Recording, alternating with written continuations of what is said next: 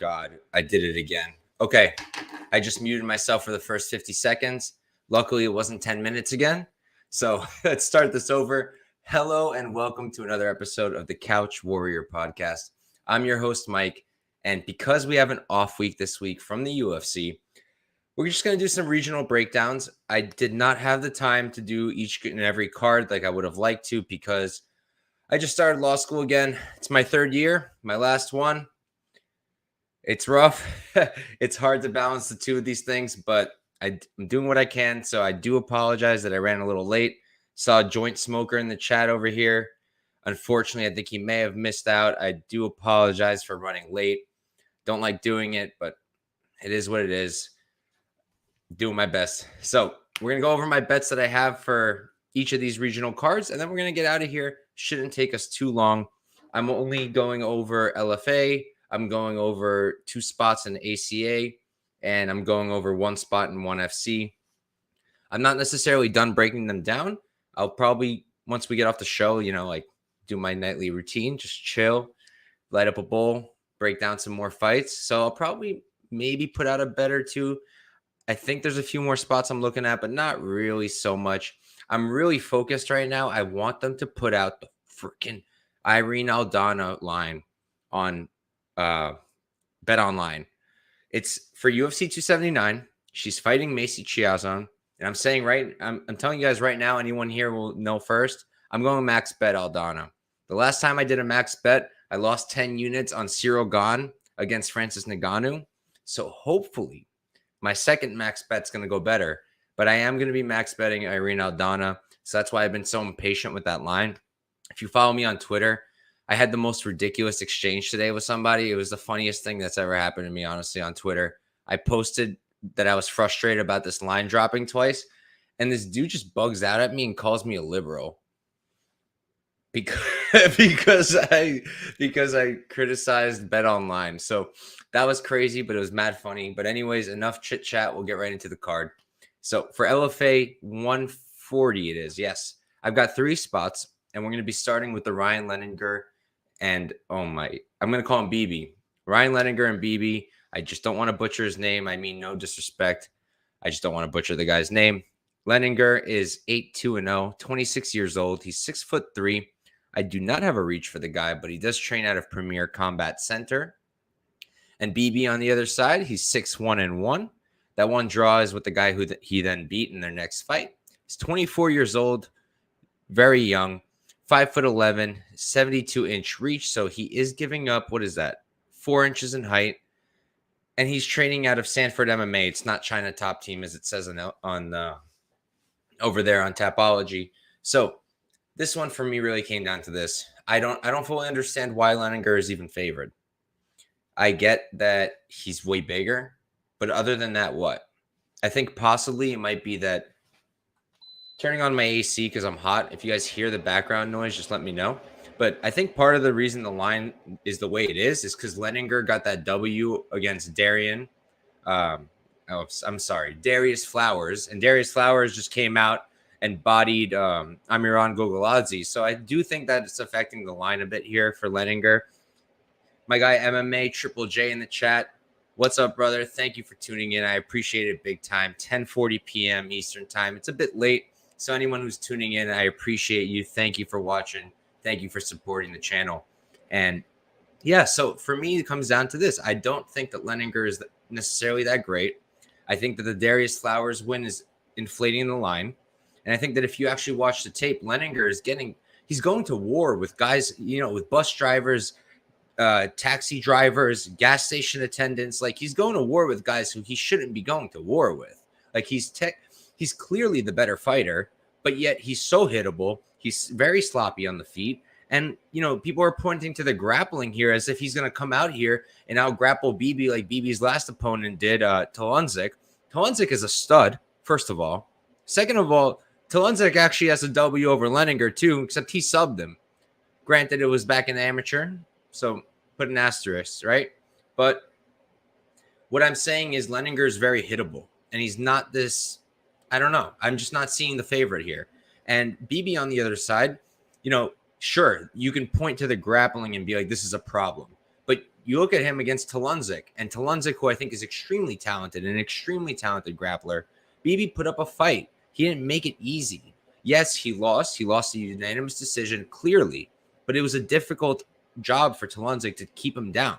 And on the feet, BB is the much better guy here. I don't even think that it's in question. I think that on the feet, BB will outstrike Leininger. I think he's the better striker. He's going to touch him up.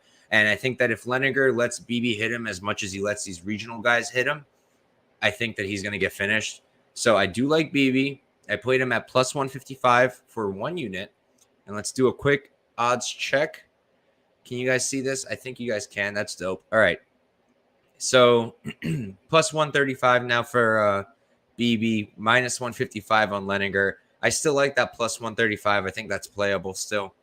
And then we look at the overs. They set it over 2.5 BB. I mean, over 2.5. Sorry, plus 100. Under 2.5, minus 130. I have no interest in playing either of those. If I had to, gun to my head, under. But nah, I'm playing money line, BB. Leininger is too hittable. I don't see this grappling edge others are talking about. I don't think he's going to be able to take down and hold BB down. So that's my pick. I like the dog. Plus 135, in my opinion, is still playable. And we'll move on. Oh, I actually messed up. So I do have a bet on this fight before that one. I have 4 bets on LFA. 3 money lines and 1 total. And this is the fight where I got a total. So here we've got oh my goodness. Long day. Sorry. Here we've got Ray Waters versus Leivon Lewis.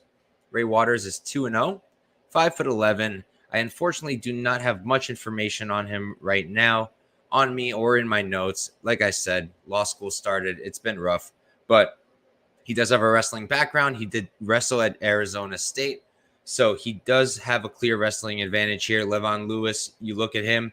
He was fighting. All right, let me introduce him first. 3-1-0, 26, 5'9", giving up 2 inches in reach, training out of Jackson Wink. So we haven't seen Leivon Lewis in a minute, right? His last fight was with Jordan Levitt, our guy over in the UFC now.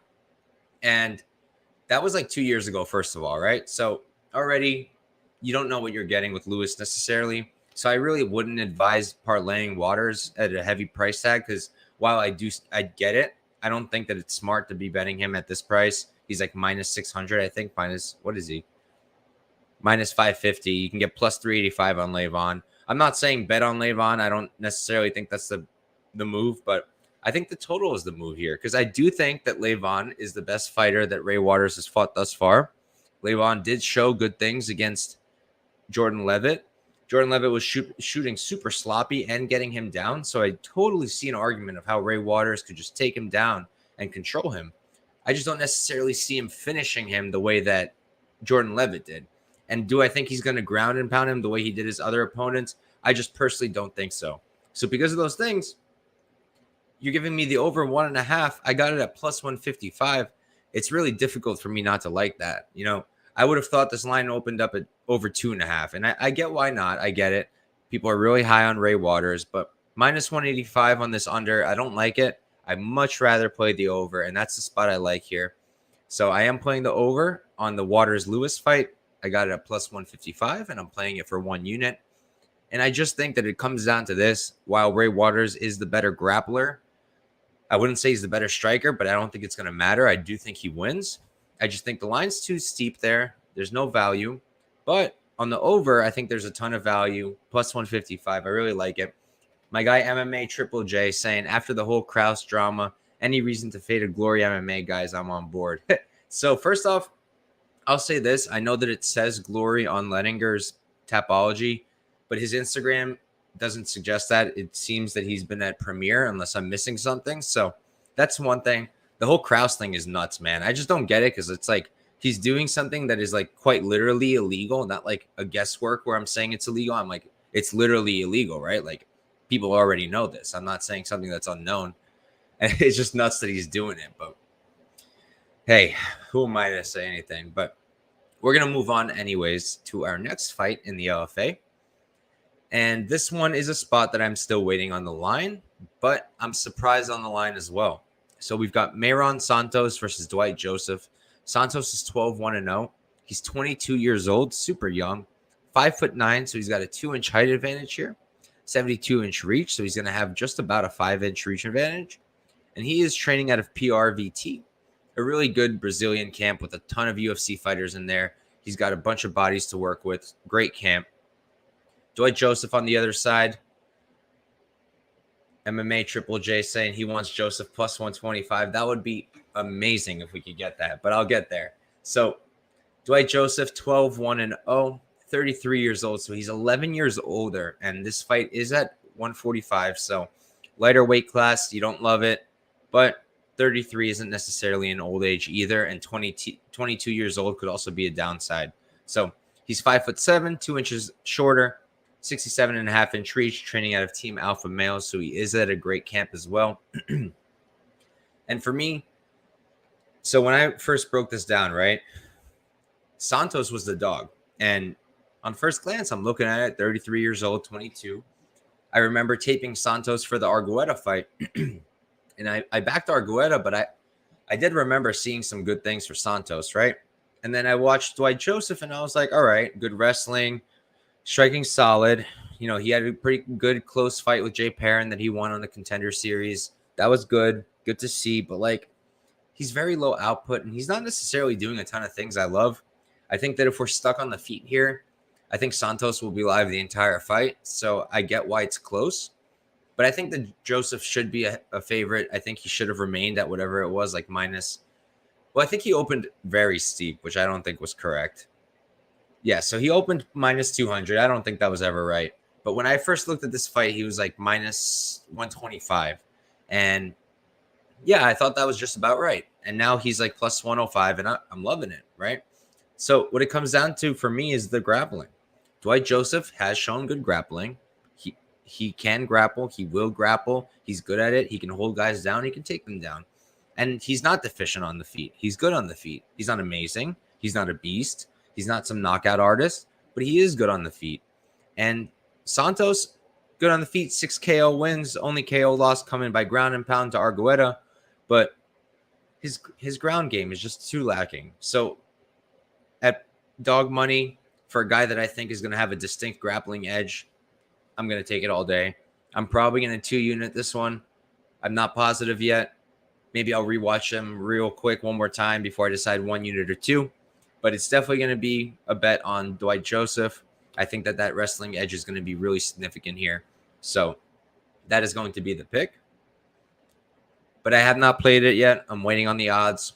If you don't follow me already, at Couch Warrior Pod on Twitter, I post all my picks as soon as I make them. When it comes to the regional stuff, I'm usually doing it late night. So, like, you can literally see me posting 2, 3 o'clock. I'll be posting my picks. So, follow me. I post them as soon as I make them. You can also beat line movements because I am obsessed with watching the lines. Aldana, minus 150. Been stalking it. I killed it with the line on Kim last week for the Contender Series. Kim got knocked out anyways. I hedged out. I was able to because I got both of them at plus odds. I got Kim plus 300, Saymon at plus 200. So I made profit either way. But that was cool beating a line like that. So if you do want picks as soon as I make them, if you want to beat the lines, follow me at Couch Warrior Pod. I'm do my best to be on top of that stuff. So we're going to move right along to the main event. And while I'm not as confident here, I do like the dog spot again. And I'll explain. So here we've got Carlos Mota, super hot prospect, versus Rizvan Abuev, a guy who's relatively unknown. Mota is 7-1-0, 27 years old, 5'6", 70-inch reach, and he's training out of Primera Gym. And then Rizvan Abuev, I want to like double check that because I'm like almost positive that's not his camp. So I'm going to do that real quick. Because I don't like just going with Tapology because it's like wrong a lot. Oh, actually, I remember this one from heart. He's at American Top Team. So, yeah, I like Abuev here. I do. I understand the side for Mota, right? He's shown a lot of good things. He's, he fought Charles Johnson in a relatively close fight that Johnson ended up running away with, but he's shown nothing but good things. He's shown a lot of power. He's got a ton of KOs on his record. He's got Actually, no, he doesn't. Sorry, I got him mixed up with my guy Abuev. Mota's only got 3 KO wins, 1 KO loss, but he has shown tremendous power in those hands. He's shown fast hands, good combinations. But I just think that it comes down to the fact that I think Rizvan is just as good on the feet. I do. He's 5'9", so he's got a 3-inch height advantage here. I don't have a reach for him, but I do imagine it's longer. He uses his legs a lot, and if you've watched my stuff before, I don't love kicks. I don't love spinning stuff. But look, if you're mixing it in with your strikes, with your hands, and you're causing damage, like, all right, fine. It could be good, right? And you look at Abuev's last fight, and man, he was hurting this guy with his kicks. He was messing this guy up, causing welts. Like, he hits hard with those legs. And while I think that the hands aren't as good as his kicks are, I think he's got good hands too. Straight strikes. I liked the 1-2 down the pipe. I think it's going to be a close fight. And you're giving me Abuev at plus 209. I think that's all kinds of wrong. I probably would have bet him at a pick'em. So you're going to give him to me as a 2-1 dog. I'm going to bet him. I think that Abuev will have a speed advantage. I'm hesitant to give him a technical striking advantage. I'll give him the kicking edge. I'm hesitant to give him the hands here. I feel like that might go to Mota. But I think it's going to be a really close fight. Abuev moves a lot. I think he can implement that game plan with the kicks. Maybe Mota can decide to wrestle, but it's not necessarily something he does. 0 submission wins, 0 submission losses. It's not spending much time in ground control positions. So, yeah, I like Rizvan Abuev here. And I'm only playing him for a half unit plus 209 because I do recognize Mota as a legit prospect. And I have no doubt that he's going to end up in the UFC. I just like Abuev at these odds. I would have liked him at pick'em. So for me, that's a play. Half a unit plus 209. And we're going to move on to our next promotion. So next up, we're doing ACA 143. And, ACA tends to be one of the promotions that less people focus on. It tends to be in the morning for one. And the guys are just less well known, right? What I do like is it's like super easy to tape because like ACA puts everything on YouTube, almost everything. So it is easier to tape for me, and I do like it a lot.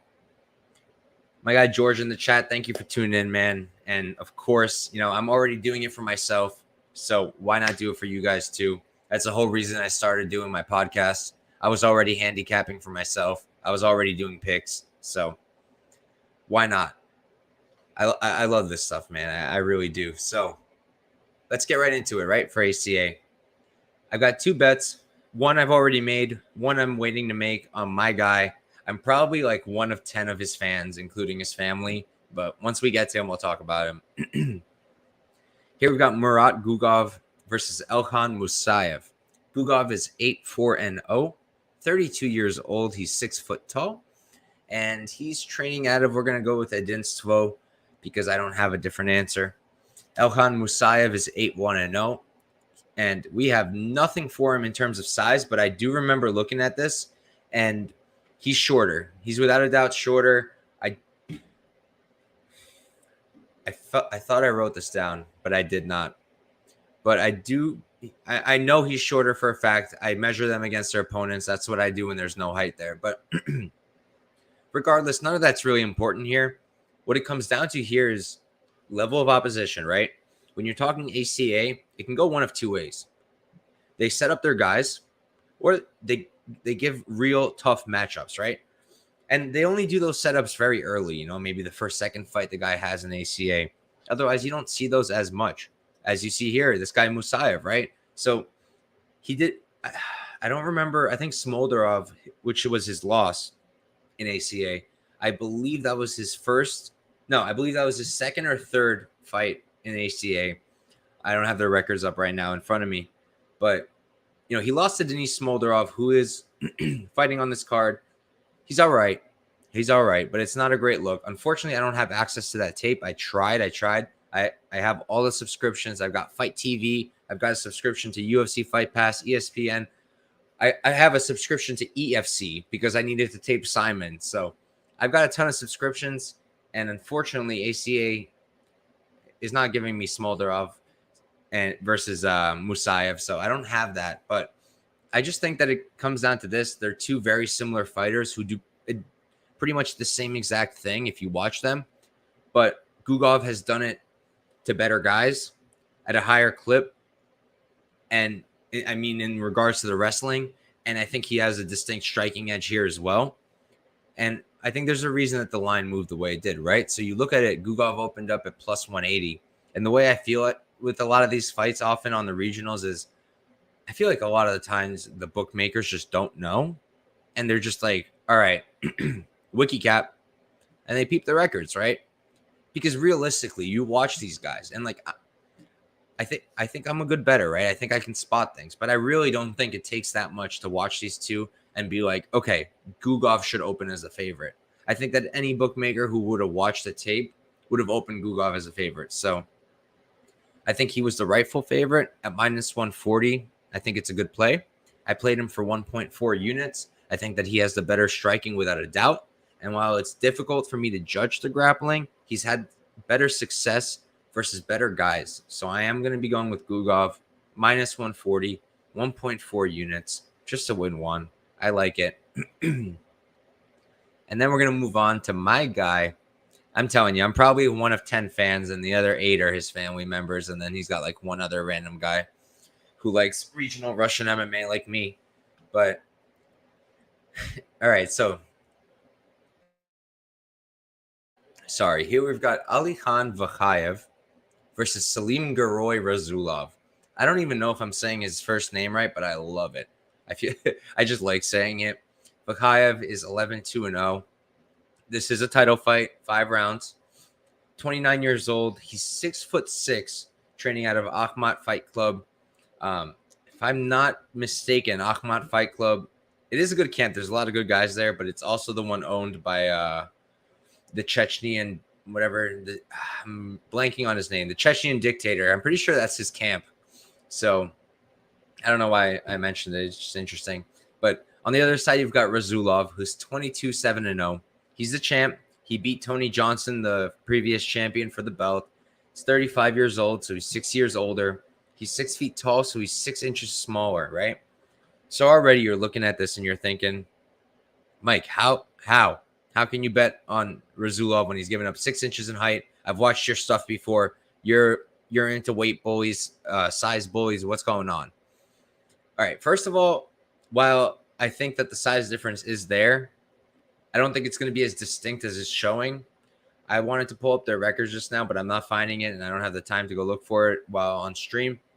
But I will say that Rasulov versus guys like Smolderov, who are like 6'4", he sized up just fine. He won those fights, right? So my guy Zach in the chat, thank you for tuning in, man. I appreciate you big time. Saying ACA might be one of the most stacked promotions in the world. Always happy to see someone doing ACA breakdowns. For sure, man. I wish I could do it more often. I bet Rasulov, his last fight against Tony Johnson, I did put it on Bet MMA. So I've been on this, been doing my best. It's hard to keep up with ACA sometimes because they have cards fairly often at random periods of time. And it can be difficult with everything else going on, but I do my best. And I am a Rasulov fan. So like I mentioned, while he has given up 6 inches in height, it's not his first time being a smaller guy. And look, at first I went into this wanting to bet Vakhaev, right? Because Rasulov, at the end of the day, he's one of those Wushu Sando guys. He's a master in sport there. Who else do we know like that? Muslim Salikov. And how does Muslim Salikov fight? He likes fancy spinning kicks. He likes fancy movements, and he's low output. And Rasulov is essentially very similar. He likes kicks. He likes to spin, and he's low output. So already I was looking at this. I was like, it's about pick'em. You're giving me Vakhaev at 6 inches taller. You're giving me Vakhaev at 6 years younger. And you're giving me Vakhaev with, in my opinion, a striking advantage. And then I watched Vakhaev versus Smolderov. And Vakhaev, he's green, man. He's 11-2-0, but he's green. I think that he's still very green, and he makes a lot of errors. And you watch that fight against Smolderov, and like he got bopped. He got absolutely bopped until he got on top and finished the fight with ground and pound. But he was not the one winning the striking exchanges there. Whereas Rasulov, Again, I'm not pulling up the records. I'm trying to remember. I believe he beat Smolderov with an overhand right, if I remember correctly. Rasulov carries a lot of power. And while I really don't love betting on guys who are overhand right power punchers, I have to respect Rasulov and 14 knockout wins in what is it, 23 wins. So he's only had 9 wins that weren't a knockout. The guy carries big power, and he does have very good wrestling. And I'm biased. I'm a fan. But I was going to bet Vakhaev, so not that biased. I do think Rasulov just has more ways to win. I think that if Vakhaev can keep it on the feet, can keep it at range, I think he's got a very good chance of winning this fight. And I think the odds do kind of make sense. I think I'd pick him would have made more sense, but slight favor for Vakhaev, fine. Makes sense to me. I just think that he's too hittable. He's too green, too sloppy. I think Rasulov over 5 rounds is going to find that chin or take him down and beat him down there. So I haven't bet it yet because the line is still climbing towards Vakhaev. And I hope to get Rasulov in a nice dog tag. Plus 100, plus 110 would be perfect. So what is he right now? I think he's still in the minus, but he is the underdog.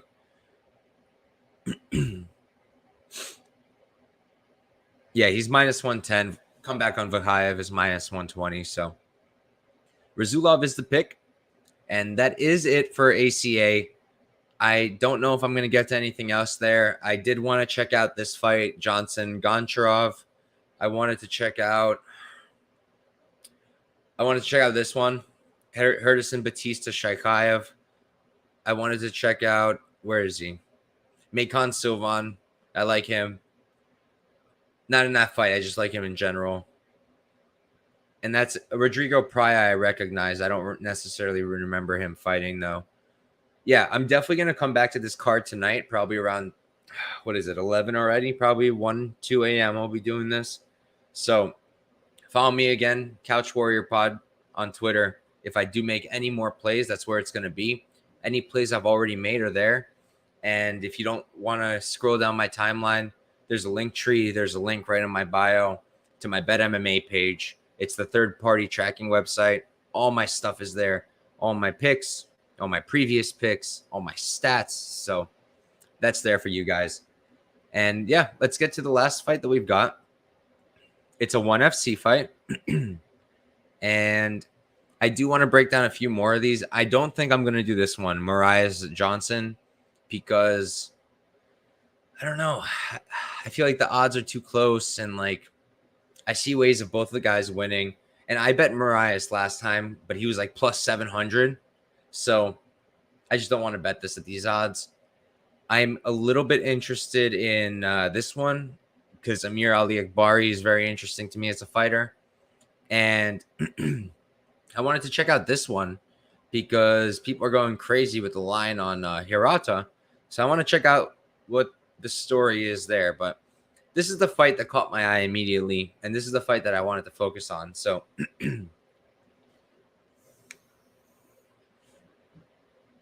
this is another one of those where I came into here thinking one way and came out of it the other way.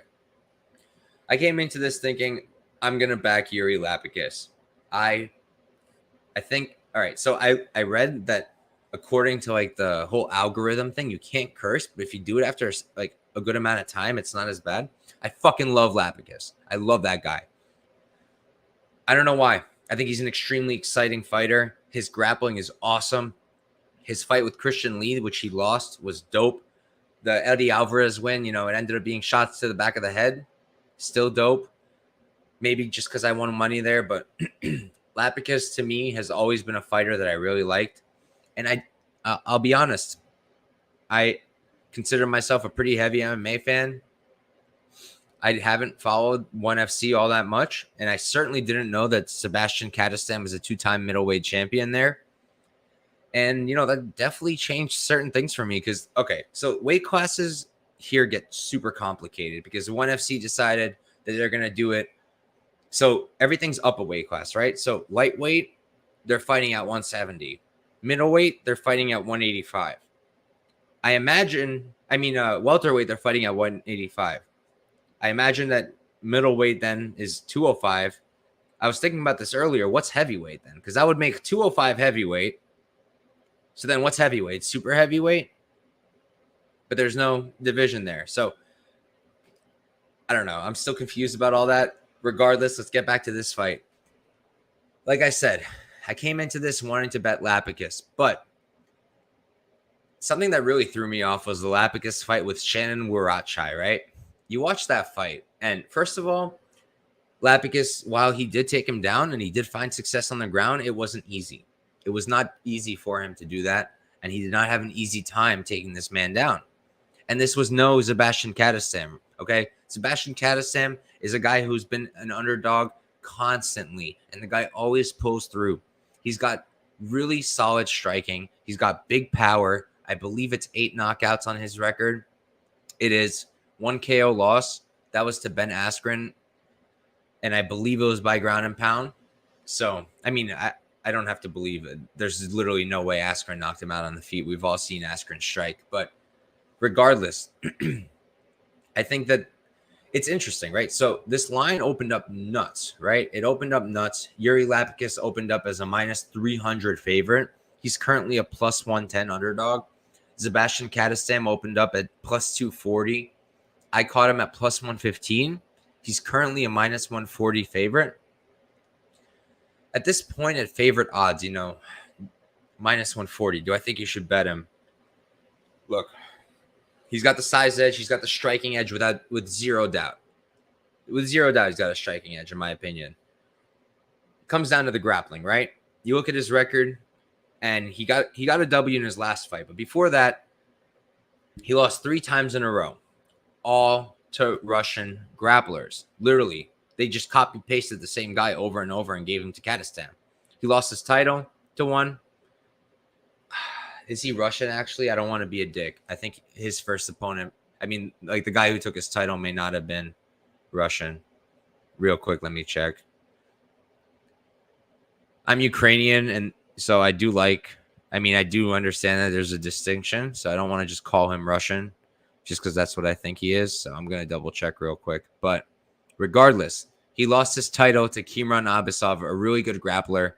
And yeah, he is out of Russia, out of Kyrgyzstan. But then he fought Gaji Murat Abdullayev, lost by neck crank there. I was able to find it. If you guys want to check it out, don't YouTube Kadestam's name. YouTube Abdullayev's name. It'll come up. And then the Ramazanov fight, he just got out-grappled. That's really all it came down to. And what I'm thinking is that Lapicus is not as good of a grappler as any of those 3 men. I don't even think he's close to as good of a grappler. Not grappler, wrestler, right? His BJJ, fantastic. It's hard for me to compare, but I do think it's really, really good. I mean, just watch the tape. Like his BJJ skills, his grappling skills on the ground are fantastic. The thing is, I just don't think he's going to find the same success as those 3 opponents did against Kadestam. And if he can't, he was having a close fight with Shannon Warachai, who's 9-4-0.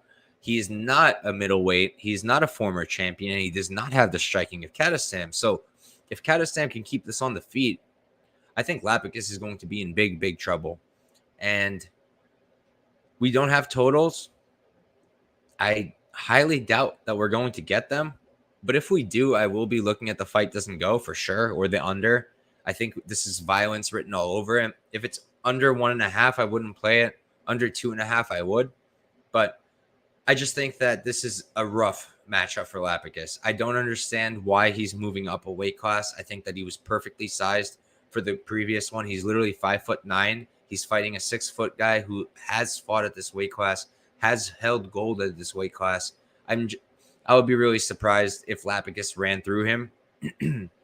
Look, can Lapicus get him down and then submit him? Yeah. If we hit the ground, then there's reason to be concerned as a Kadestam backer. But Kadestam has shown an ability to get up, and Kadestam has shown an ability to keep it off the ground. Again, he struggled with those 3 Russians, but you have to put context to the picture, right? Iuri Lapicus does not have the wrestling of those 3 Russians. He just doesn't. So even though I'm a tremendous Iuri Lapicus fan, and I've literally learned about Kadestam like 4 days ago, I'm backing Kadestam here. I think he's the better guy on the feet. And I just don't think that Lapicus has the wrestling to get this down enough to where he's going to need it to be in order to win the fight. Look, if they give us props and you can get plus money Lapicus sub, you don't really want to wager much, do that. Give you plus money on Kadestam KO, you don't want to wager much, you lean that way, do that. I don't think we go the distance, but I think your best bet's just play at money line. I don't love Kadestam at minus 140, but I still favor him to win the fight. So if you're going to bet it, I'm going to tell you still bet Kadestam, but I will say that I got him as an underdog. All right. So that's it. Quick recap. I'll go over the bets and then, yeah, I'll mention the 2 bets that I'm still want to make. That's Dwight Joseph for LFA 140 and Salimgerey Rasulov, my guy in ACA. And then let me run through my bets and we're going to get out of here. Nice half-hour show. I do want to remind everybody, I am still doing the Contender Series show tomorrow. I'll post about it. I forgot to, but I will. We're still going tomorrow. I've already got all my picks ready. I'm hyped to break that one down, and I'm already getting started on the one after. Contender Series is my shit. We are currently, what is it? We just had week 5. We're 4-1 on events, 4 wins, 1 loss. The record, I would say, though, is close. I'm going off the top of my head, but I know that the 1 loss we had was bad. It was bad. It was a reverse sweep. I lost 4 to 5 units. I do believe we've won more than that by a bit. I know that we've won at least as much as that. I think we've won more than that. Don't remember exactly, but we're doing pretty good. Some things that I'm still working on, figuring out, but please tune in tomorrow if you're into Contender Series. I put in the work for you guys, so hopefully I can help you guys find some good spots. If not, at least follow my Twitter. I'm beating the lines. At least I'm doing that. I'm stalking those lines. So as long as I can help you, I'm happy. So quick recap of the bets I've already made for this weekend's regional fights. We've got Rizvan Abuev for LFA 140 for the main event, plus 209 for a half unit. Then we got BB fighting Ryan Leininger in LFA 140, plus 155, 1 unit. And then we played Leivon Lewis versus Ray Waters over 1.5, plus 155 for 1 unit. And we will be playing Dwight Joseph probably for 2 units. Then we've got Zebaztian Kadestam for plus 115, 1 unit against Iuri Lapicus. For ACA, we've already got Gugov versus Musaev. Gugov is minus 140, 1.4 units. And we will be betting Salimgerey Rasulov. He's currently minus 110. I'll bet that. I think that's fine. I just think it's possible we're going to get something better. So that's why I haven't placed a bet yet. And that's it. So thank you guys for tuning in. Apologize if you were tuning in on time and I was a little bit late. If you weren't watching earlier, I mentioned I am in law school. This is my 3rd year. It's very busy, and this also takes a lot of time. So mix them 2 together, and I'm constantly busy, constantly in a rush, constantly have something to do. So sorry if I'm a few minutes late. I'm doing my best. Thank you guys for tuning in. Good luck this weekend. Let's go after those bookies, and tune in tomorrow for the Contender Series. Peace out, guys. Have a good night.